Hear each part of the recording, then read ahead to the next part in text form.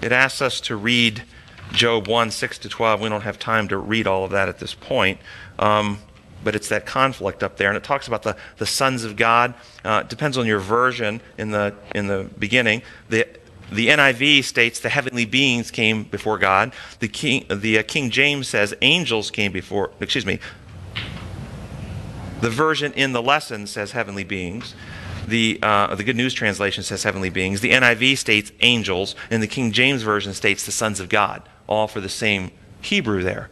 Was it angels that came? Were it heavenly beings that came? Were it the sons of God that came? Well, the Hebrew that's translated there is Ben Elohim. Remember Ben-Hur? The movie Ben-Hur? And Ben means? Son of. Elohim? God. Son of God, sons of God. So more accurate, the King James is a little bit more accurate here, the sons of God. What do you think it means that many of the modern translators have not put sons of God? They put angels or heavenly beings instead of sons of God. Why would they do that? They don't have the concept of the great controversy. So they believe in angels, but they have a difficult time seeing intelligent life forms outside planet Earth other than angels. In the genealogy of Christ in the New Testament, if you go back to the genealogies, it's the son of, the son of, the son of, the son of Seth, the son of Adam, the son of God. In the genealogy of Christ, there's only one being who's called the Son of God. That's Adam.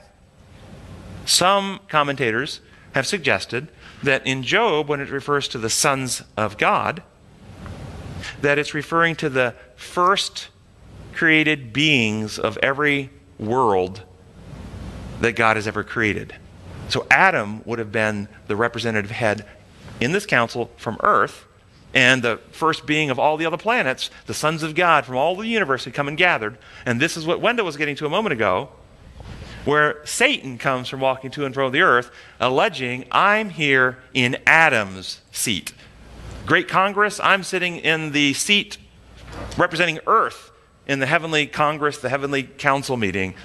I'm the head of Earth, the Son of God from Earth, basically. That's what Satan is alleging here. And of course, that's where God goes, this is a perspective. Wait. That's why he immediately goes, have you considered Job? Job doesn't recognize your authority. He doesn't follow your leadership. He's faithful and loyal and righteous to me. You have no place in this council. You don't represent Earth. And that's where Satan goes, oh, of course I do. He just pretends, he's really on my side. He pretends to be on your side because you pay well. And we go the back and forth, and we have all these multiple layers. We have the Pastor Mezendek's perspective of what's happening in Job's life. We have Satan's allegations. Now we have God demonstrating through the life of Job that in fact Satan does not represent Earth. He does not have authority. He is not the right ruler of Earth. That's not true. It's a fraud and it's a lie. And we get that demonstrated. Also, when God put Job in Satan's hands, remember the instructions. He is in your hands, do with him what you will, but you can't touch him physically at first, and then later you can't kill him. God just said what you couldn't do. Did God restrict the types of things Satan could do other than kill him? No. Remember what Satan offered Jesus in the temptations? The third temptation. What was the third temptation of Christ? All the kingdoms. All the kingdoms of the world I will give you. Satan was free to bless Job. Give him more wealth. Give him more power. Have all the kings of the earth come and bow down before Job and worship Job. He was free to do that to Job. Why didn't he bless him? Because Satan is the destroyer in Scripture. Sorry, go ahead. And Satan reveals his character. God didn't limit Satan to hurt him. He just said you do what you, and Satan does what it is. It's his nature to do this, and Satan reveals his nature. Yes? But the offering to Christ of all the kingdoms of the world was a specious offering because they were Christ's anyway. And if Christ had accepted that, it would have been a tacit admission that Satan was the rightful usurper. So this ties perfectly in to the Satan coming to and fro on the earth. Have you considered my servant Job? You don't have the right to represent Earth. You also don't have the right to offer me the kingdoms of the earth. Because why? Because I am the second Adam. There was an Adam who was the Son of God, whose territory was earth, but Christ is the second Adam who reclaimed everything the first Adam contaminated and damaged and injured and lost. And if you know, Christ now, and all Christian churches teach this, he is the representative head. He's the head of the church. He represents humanity now in God's kingdom in heaven.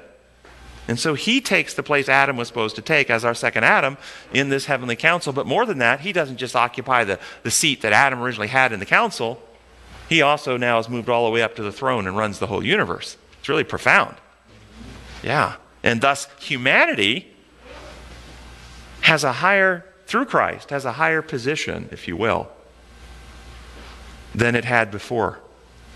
He lifted us higher than we actually were originally created to be. Which is servants of all. We are truly become servants of the universe. And we occupy thrones, but in God's kingdom, we are the servants. And how will we serve through eternity future? I think we serve in the eternity future by the witness, the perpetual, never-ending story that we tell of God's redemptive love for us.